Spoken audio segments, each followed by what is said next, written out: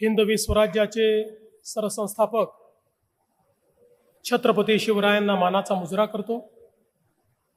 भारतीय राज्यघटनेचे शिल्पकार भारतरत्न डॉक्टर बाबासाहेब आंबेडकर यांना मानवंदना अर्पित करतो।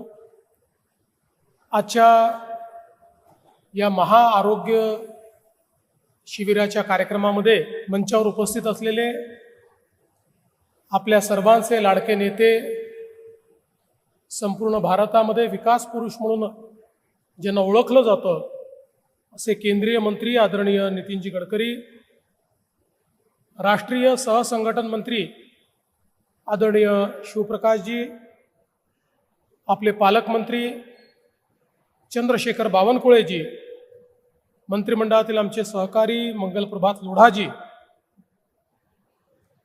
शिवाजी शिक्षण संस्थेचे अध्यक्ष डॉक्टर हर्षवर्धन देशमुख, महापौर नीताताई ठाकरे, डॉक्टर अजितजी गोपछेडे, संजयजी भेंडे, राजूजी पोद्दार, डॉक्टर विकासजी महात्मे, दयाशंकरजी तिवारी, नानाजी शामकुळे, गिरीशजी व्यास, लीलाताई हातीबेड, शिवानीताई दाणी, विनोदजी कन्हेरे, विनोदजी बघेल, रितेशजी गावंडे, रितेश पांडे, श्री विपिन इटनकर, श्री कुमार आशीर्वाद, ज्यांनी ही संकल्पना मांडून अतिशय उत्तम अशा प्रकारचं हे महाआरोग्य शिबिर या ठिकाणी घेतलं, ते संदीपजी जोशी, या ठिकाणी उपस्थित सर्व सन्माननीय डॉक्टर्स, त्यासोबत महाआरोग्य शिबिराच्या टीममध्ये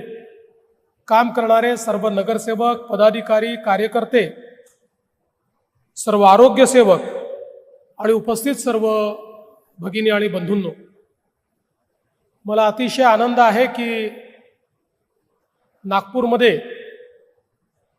संदीपजींच्या नेतृत्वात एक अतिशय उत्तम अशा प्रकारचा कार्यक्रम घेण्यात आला आणि या महाआरोग्य शिबिराच्या माध्यमातून 31,000 रुग्णांची तपासणी आणि तपासणीनंतर जर त्यातल्या काही लोकांना कुठल्या उपचाराची आवश्यकता असेल तर ते उपचार देण्याची व्यवस्था अशा पद्धतीनं हे शिबिर घेण्यात आलं।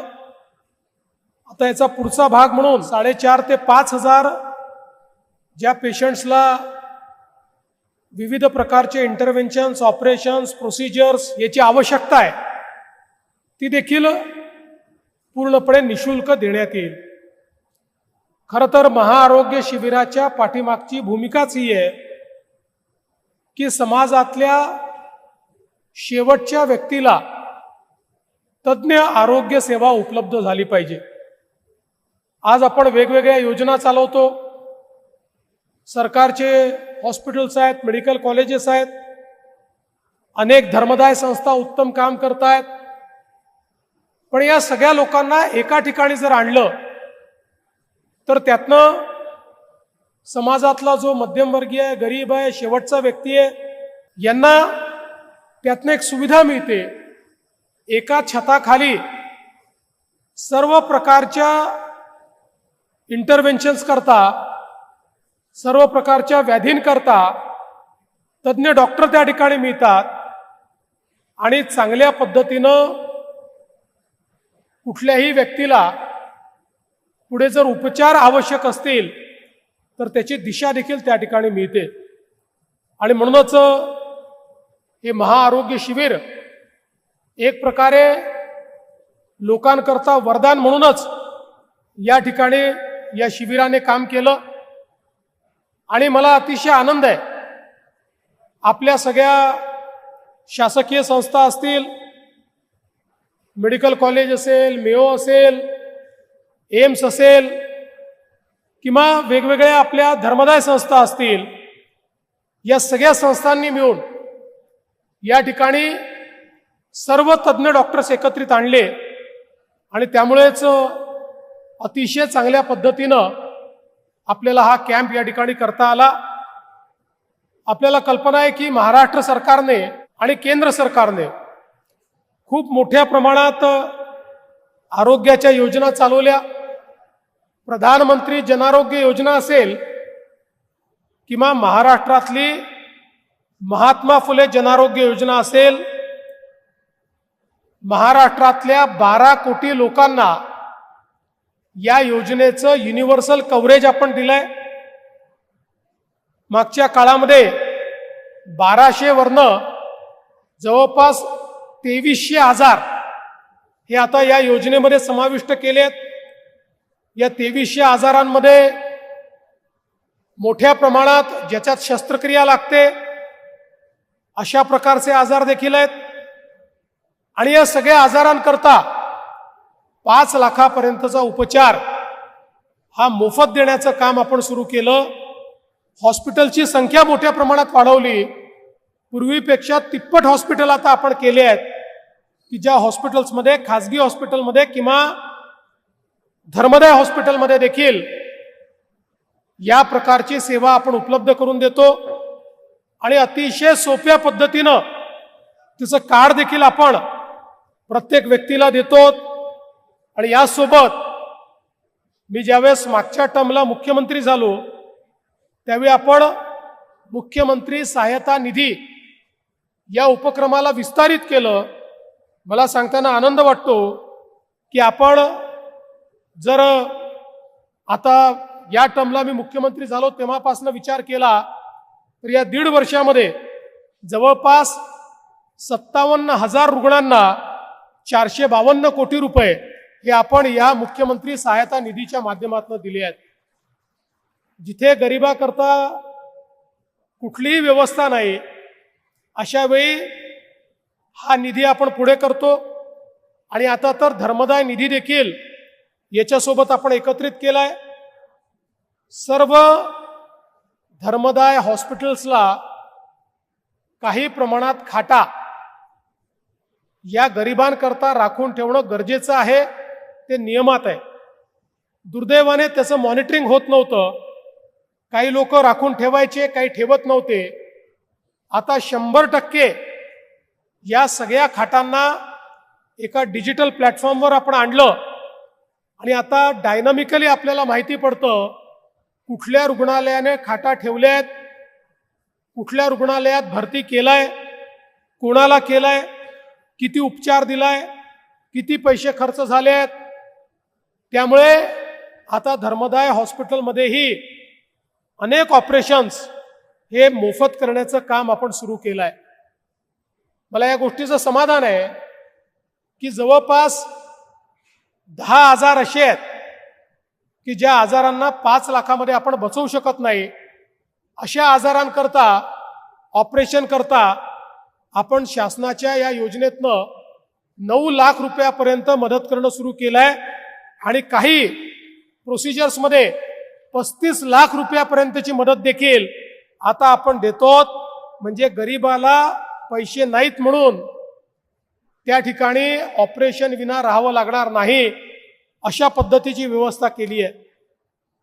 वेगवेगळ्या पद्धतीचे जे ऑपरेशन्स आहेत, मग कॉक्लिअर इम्प्लांट असेल, आपल्याला कल्पना आहे की आपण अनेक वेळा मूकबधीर विद्यार्थी पाहतो, मुलं पाहतो, त्यांना ऐकू येत नाही म्हणून ते बोलू शकत नाही. लहानपणी ऐकून न आल्यामुळे त्यांना त्या ठिकाणी स्पीच त्यांची तयार होत नाही, शब्द त्यांना बोलता येत नाही आणि म्हणून ते त्या ठिकाणी मुके देखील होतात.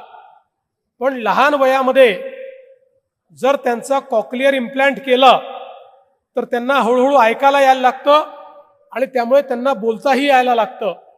आणि म्हणून हे जे कॉक्लिअर इम्प्लांटचे ऑपरेशन्स आहेत, ज्याला 6 लाख, 8 लाख, 10 लाख रुपये लागतात, सगळ्या बालकांमध्ये जिथे आवश्यकता आहे निशुल्क, एकही पैसा न घेता हे कॉक्लिअर इम्प्लांटचे ऑपरेशन आपण करणं सुरू केलं. जेणेकरून किमान पुढच्या पिढीमध्ये कोणीही मूकबधीर त्या ठिकाणी राहणार नाही. तर या आजारावर 100% आपण त्या ठिकाणी विजय मिळवू शकतो. अशा दृष्टीनं पुढच्या टप्प्यामध्ये लहान मुलांचं स्क्रीनिंग करायचं आणि त्या स्क्रीनिंगमध्ये कोणी जर अशा प्रकारच्या डिझॅबिलिटीने ग्रसित आपल्याला आढळला तर त्याचं पूर्ण त्या ठिकाणी पैसे खर्च करून कॉक्लिअर इम्प्लांट करायचा, जेणेकरून अशा पद्धतीनं मूक आणि बधीर असे जी बालकं आहेत ती बालकं आपल्या समाजामध्ये संघर्षरत राहणार नाहीत. आपण हा देखील प्रयत्न करतो की मोठ्या प्रमाणात आपले जे दिव्यांग बंधू आहेत या दिव्यांग बंधूंना वेगवेगळ्या प्रकारचे उपकरण मिळाले पाहिजेत. मागच्या काळामध्ये नितीनजींच्या नेतृत्वात खूप मोठं शिबिर आपण घेतलं आणि हजारो दिव्यांग बंधूंना त्या ठिकाणी कृत्रिम पाय असेल, वेगवेगळे इक्विपमेंट असतील ते दिले. आता पुन्हा एकदा 9 ऑगस्टला आपण त्या ठिकाणी कृत्रिम अवयव देण्याच्या संदर्भात एक अशाच प्रकारचं शिबिर घेतलेलं आहे, ज्या शिबिराच्या माध्यमातून आमच्या ज्या दिव्यांग बंधूंना आता प्रोस्थेटिक अशा पद्धतीनं नवीन पद्धतीनं हात असतील, पाय असतील किंवा वेगवेगळे जे इंटरव्हेन्शन्स आहेत तेही पुरवण्याचा प्रयत्न हा आपल्या सगळ्यांच्या माध्यमातून या ठिकाणी चालला आहे. मी एकच गोष्ट या निमित्ताने सांगतो, सातत्याने नितीनजींच्या नेतृत्वामध्ये गेले अनेक वर्ष सेवा हाच आमचा धर्म आहे असं समजून वैद्यकीय क्षेत्रामध्ये खूप मोठं काम हे उभं राहिलंय.